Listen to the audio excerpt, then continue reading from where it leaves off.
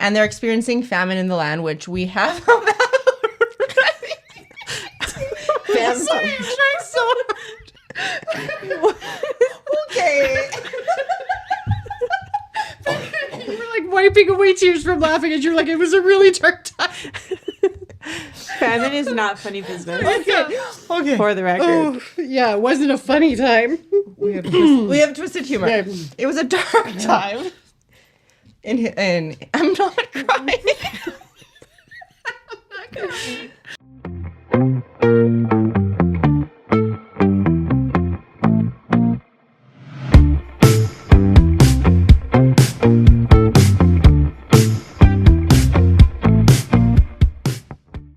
All right, welcome to episode 10 of season 3 of the Light and Salty Co podcast.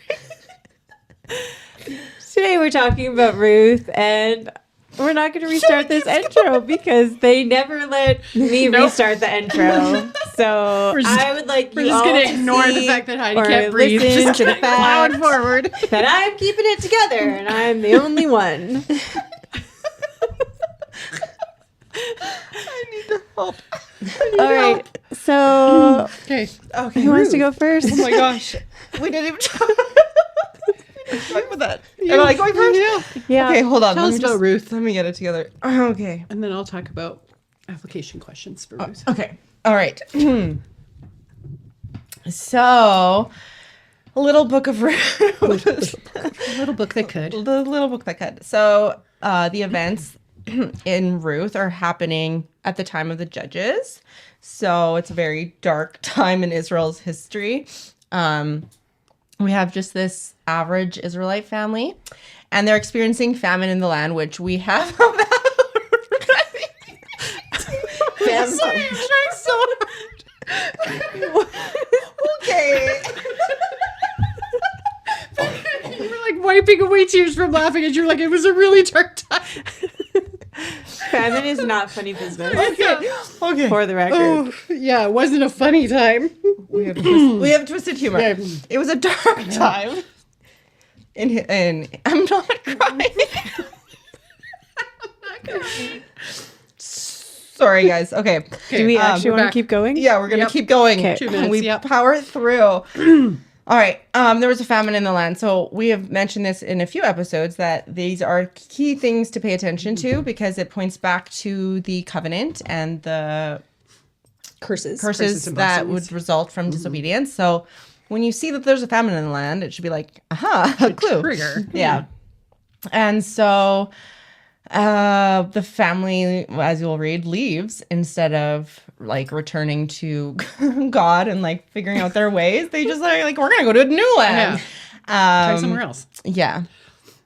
Anyways, so just a little bit of kind of important, I'm not going to like go over the overview of the story, but I will touch on some important background information of what will help you understand the story. But in ancient Middle Eastern culture, women aren't regarded as being worth really anything. And so they depended on a man for survival. So it was either their father or their husband because they weren't allowed to work. And so without a husband or a father, they were left to basically scrounge for scraps. So like the fruit that would fall off of the vines and stuff like that. And that was actually a law that you needed to leave that.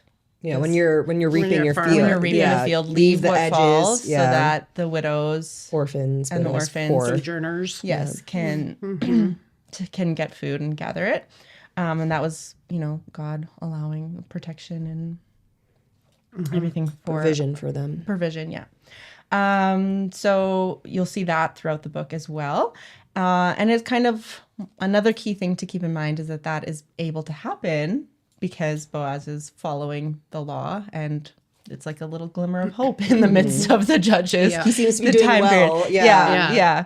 The other thing is that the status of widows were also very vulnerable because husbands were the landowners. So if the husband dies, another man could come and buy the land, and then essentially the woman could be left homeless or just really put into like a vulnerable situation where she could have taken But buy the land from who?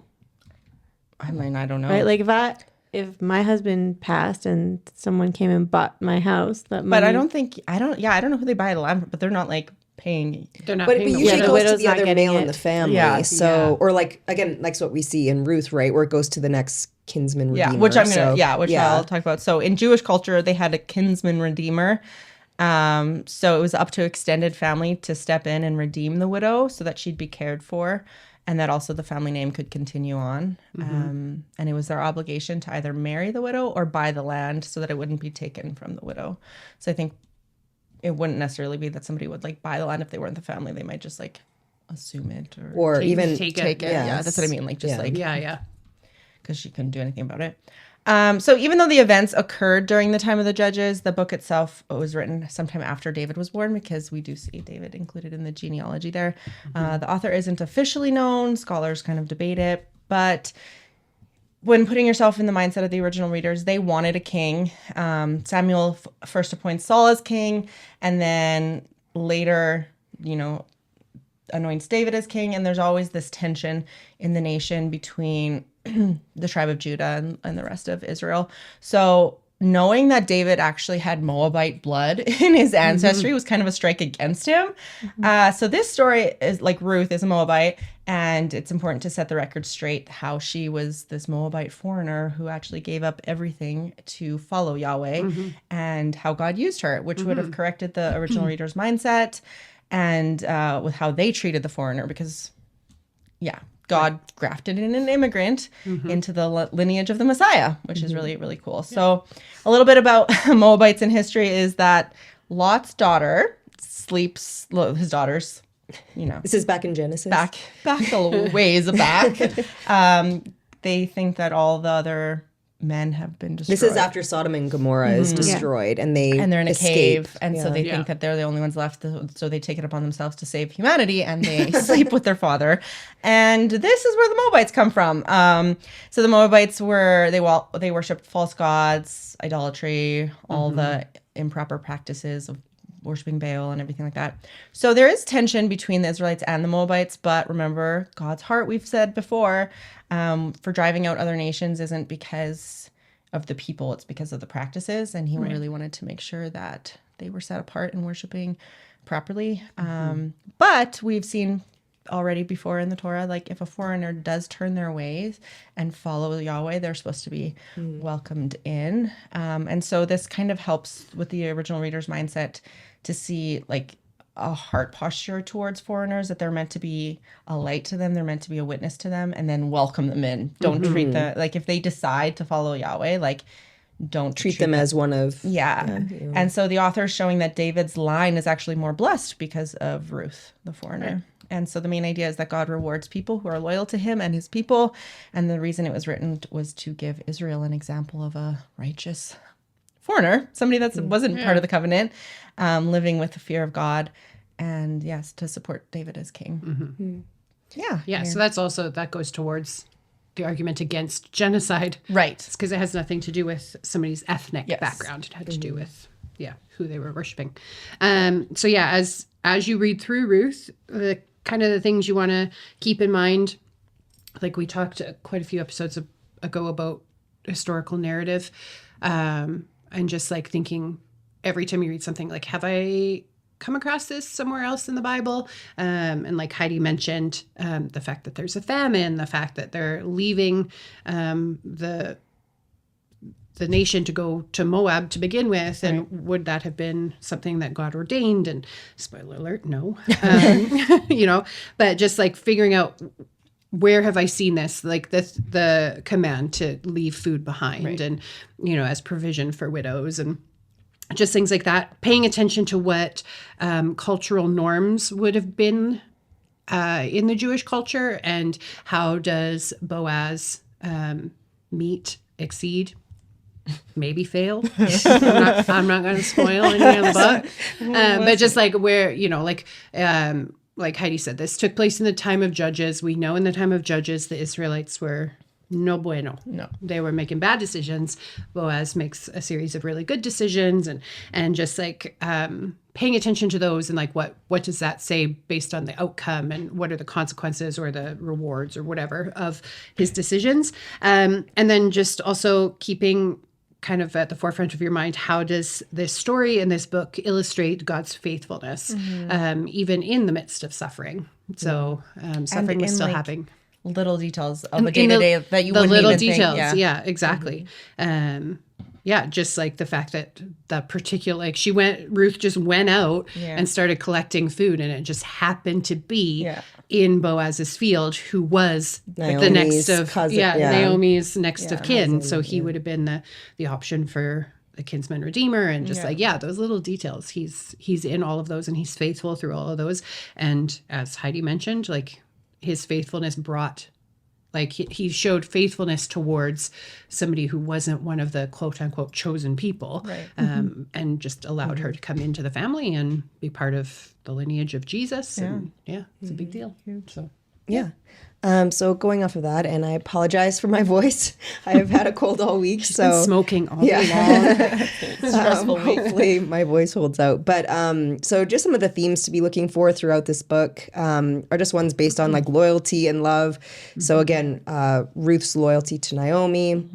Again, because she's leaving her home country to go to this land she's never been to, with her mother-in-law. And again, her sister-in-law decides to stay. Naomi gives her the option, but just that loyalty that Ruth shows and her love, her sacrificial love for her mother-in-law. Just the idea of redemption, so both with the kinsman redeemer, but also how God redeems their situation. And then, like Erin said, divine providence and God's sovereignty through it, the inclusion of foreigners, which we've talked about, and then just also the faithfulness of the lives of these people, again, living in circumstances that aren't great. So again, Boaz is in the midst of the judge's time period, and yet he's faithfully living out the commands and the law of how he's practicing, his life. And so even when everyone around him during that time, or at least the majority of people, were not being faithful to God's law and to, how he called them to live, there were still these people who were being loyal to that as well. So those are some of the main kind of themes to take note of. But Shanna, does Jesus show up anywhere? Jesus always shows up. So, for example, in our Redeemer, our kinsman redeemer, Yes. which, Erin, I remember when a few episodes ago, you were talking about how redeemed means rescued. And so in this one I was reading, I was like, he rescued her. Like that definition makes so much sense every time I see it now. I love it. And then, the genealogy. So without Ruth, being faithful to Naomi, making the decisions that she made, we wouldn't have Jesus. Like her faithfulness is so good. So having King David and then Jesus' lineage, that's what makes the story so good. Yeah. Yep. Do you guys think it was a romance? Yeah, ladies, are you waiting for your Boaz? Well, have you? That's how it was first taught to me. I know. I remember that. All growing up, it was but like, isn't she like 40 and he's like or even 80? younger. Even I heard younger. at one point 80? that she could be in her teens potentially. Oh, and he would have been like a The main like thing is that he was late senior for citizen. sure older. But you because also he see was, that in it, because when you get to the end and like, she's wow. presenting herself, and he's just like, oh wow, you're willing to marry me? Yeah. So like it's in This there old guy? that this is not Yeah. a normal like, oh, this is my Prince Charming. Like, oh no, this is not the greatest for her in the sense of like, but she's being loyal to Naomi and wanting to preserve them. So having said that, like it doesn't mean that they didn't have a good marriage. But. yeah, well, and like I mean, I'm sure we'll talk about this as we get into the next episode with David and Bathsheba. Like that not being a romance either, but there was nothing sinful or wrong about this marriage. Yeah. So it's not like these two so when we're teenagers saying, falling in love. Yeah. So when we're saying, oh, this isn't a romance, it's not like we're like, oh, but it was like incestual or it was Forced or- like it was a forced, unwanted. this is actually probably one of the few unincestual it was very considering they're all loving. marrying each other, but Yeah. she's a foreigner. It was still like it was very like selfless and very loving and very, but it just wasn't this like idea. it's Like, not a Hallmark my movie. Boaz. And Yeah. you watched Ruth They and Boaz have on made it in Netflix? one, yes. Is there one on There Netflix? is. It's on my list. I haven't I've watched it yet. I watched it. should have watched it. Okay, Is is it, it like, worth me newer? watching? They've changed. Like I mean, yeah. I mean, it's like They're both young in it, so I can already tell it's not biblical. it's not. It doesn't follow. And do they fall in love? They do. And, They yeah, fall of in course. love, and Yeah. he saves her from. And then do they kiss in the Like, last 5 minutes? Like every yeah, it's like Netflix typically a Christian Hallmark. Hallmark story. It's like a Hallmark movie without it being Christmas. But my husband always makes me pause it on the kiss. He's like, it's always in the last 5 minutes. And then sometimes I'm like, hold on, it's 7 minutes. He's like, this one's gonna have extra credits. Then we'll watch the credits, and he's usually still right. Yeah. yeah, it's interesting. Like she has like a basically like a pimp that he's redeeming her from. Oh, so it's like modern day. It's not. It's modern day. It's modern. Yeah, I knew. She's like, a- wow, we really. Because there's all the other I like know. David and all No. these other ones coming out. So Oh, I no, thought no, it no. was This the- one She's looks like a love recording story, but I'm like, artist. being Oh. called Ruth and Boaz, it has to have some sort of No, it biblical root, does. because why would you pick those names, follows, right? It The follows themes. the line. Yeah. Yeah, but no, they definitely fall in love, and they're young. They're both young and Attractive. attractive. Yeah. yeah. Boaz Yeah. is without his shirt, gleaning in the fields. Oh, yeah. I don't think that was reality. That's why he was like, "You want to marry me? Yeah. Are you sure? yeah. Like Anyways. 100 years old." Yeah. That's funny. Okay, so for key verses, first, we're just going to take a moment to acknowledge the fact that if you have been following along on our episodes, you may have noticed that at the end of every episode, we are talking about key verses, and that I forgot to in our Judges episode, last episode. So if you have been marking them in your Bible, the key verse for Judges is chapter 21, verse 25. Okay, back to Ruth. There's a few for Ruth. The key verses that you'll want to mark down is chapter 1, verse 16, chapter 2, verse 12, and chapter 4, verse 17. So yeah, this includes, I mean, I think it's pretty famous. Maybe you have to have like read the Bible, like been around church, but I feel like everybody's heard the whole "where you go, I will that's what I go. was Where gonna you bring up. follow, I'll follow you." Like the Gilmore Girls It theme? feels No. very Gilmore Okay. Girls theme, but But there's an actual worship song. I don't know. Is it like Chris Tomlin? Where you go, I'll go. Yeah. And Yes. literally, when I actually read this in the Bible, I'm like, but nobody's saying that to God she's in not the even Bible. saying that to God. She's saying it to her mother-in-law. So But I yeah. think that every time I'm like, This is where she says, "Where you go, I'll go. I'll Technically follow." biblical. It's still Your biblical, God, your God but will be it's- my God. but it's like I'm like she's yeah, not saying that. that to famous God. speech So she I'm like, makes. Yeah, I remember being like, you made a worship Like, song wait. about this, and this Yeah. whole thing is not even to God. It's not even talking to God. Yeah, it's true. So yeah, those are the key verses. And it's a short little wee book. Short book, four chapters.